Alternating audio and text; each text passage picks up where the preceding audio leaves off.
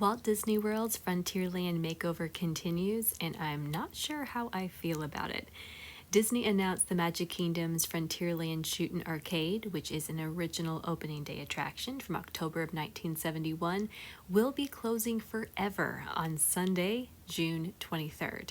Now, the fact that it's closing is not a surprise. Disney announced that it would be way back in January, and what was rumored, speculated, and now confirmed is that the interactive space will become a new Disney Vacation Club member lounge, the third at Walt Disney World following the Top of the World Lounge at Bay Lake Tower and the Imagination Pavilion at Epcot.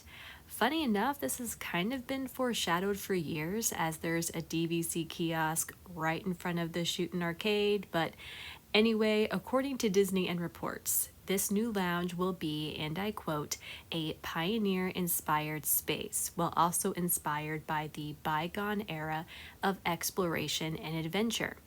Now, what I'm about to say is not confirmed, but I think it's obvious for anyone who follows Disney Parks news pretty closely that this space will likely be a Society of Explorers and Adventurers space, or S.E.A, with connections to Big Thunder Mountain lore. Basically, think Skipper Canteen, but as an exclusive lounge.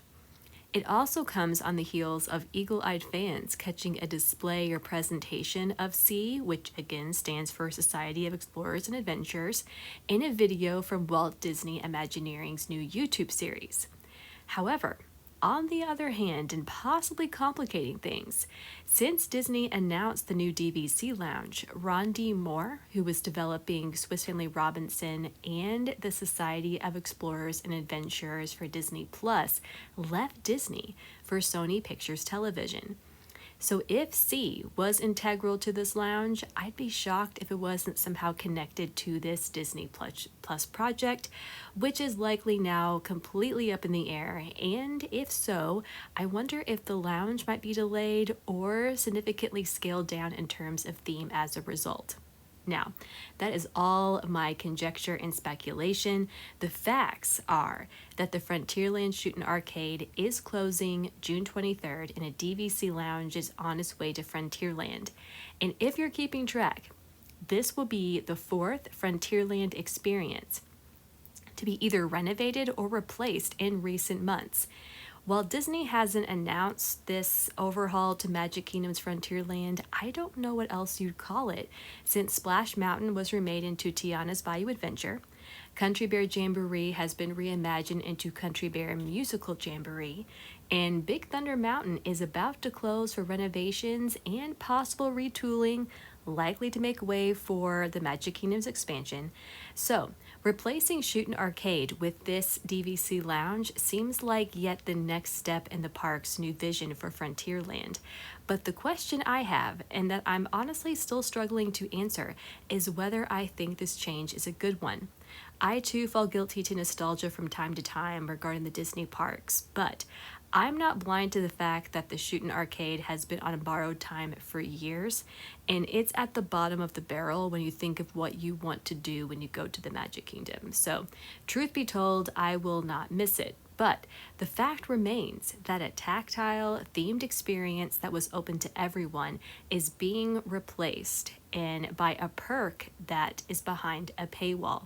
It's just something else that the average park guest and Disney newcomers will have to pass by, and it basically signals to them this is something that you can't do unless you pay. But let's be clear. That's not to say that I don't think DVC members shouldn't enjoy more perks. I believe they absolutely do for their loyalty and for what they pay, and the same applies to annual pass holders. I've actually been encouraged by the fact that Disney is trying to offer more in terms of discounts and the recently announced DVC Welcome Home events, and the fact that they're actually theming this Frontier Lounge and making it add to the land's lore potentially has almost won me over to the decision. But what I can't get past is the fact that a Magic Kingdom attraction that didn't require Genie Plus or Lightning Lane that everyone could enjoy is now members only. I think if Disney had opted to use the space or an empty space for this lounge, I would have zero problems with it. But removing something in exchange for something for more cash is part of an ongoing trend that I really hoped would have come to an end with Bob Iger's return. Something else that concerns me is the removal of yet another experience geared towards kids because, let's face it, this lounge is being created with paying adults in mind, not their kids. And for the past decade, if not more, the Disney parks have absolutely been targeting adults who grew up in the heyday of Disney animation in the Disney parks and appealing to their nostalgia and social media presence. This is why new food and alcohol rolls out every month at the parks in Disney Springs. But is this strategy short-term thinking? Will kids today have the same nostalgia for the parks as today's adults, based on the experiences they're having in the parks right now? Are they still even Disney's key target demographic? To me, this lounge suggests otherwise, because if kids were being targeted, the Frontierland Shootin' Arcade would have been replaced with something updated, like a carnival game with a Woody's Roundup or a kid-friendly Western theme. But for now, it seems that the lounge is what we're getting, with Disney noting that construction on Frontierland's next new project will begin this year, with more details to be revealed in the future. But I would be remiss to point out that while Frontierland continues to change and evolve, one area of the land that fans and myself were confident would follow suit has yet to be touched, and that's Pecos Bill Tall Tale Inn and Cafe, because it has long been expected to become a Tiana-themed restaurant, given its proximity to Tiana's Bayou Adventure and the fact that Disneyland's opened last year. I also thought it would help with the geographical theming of Magic Kingdom, which was called into question since Tiana's Bayou Adventure is centered in New Orleans, and Adventureland's Pirates of the Caribbean and Tortuga Tavern is right next door. They share a similar space. New Orleans, Pirates, they have a shared history both in real life and in the Disney parks. And if you recall, a January Disney Parks blog actually teased more Frontierland announcements were on the way, and I think most thought this was a little wink and a nod that a Tiana's restaurant was coming, because why would Disney make a statement like this just for a DVC lounge or a possible track change to Big Thunder Mountain? But who knows, maybe that tease was connected to the rumors for a Cars Land expansion, which I'm still skeptical of, by the way.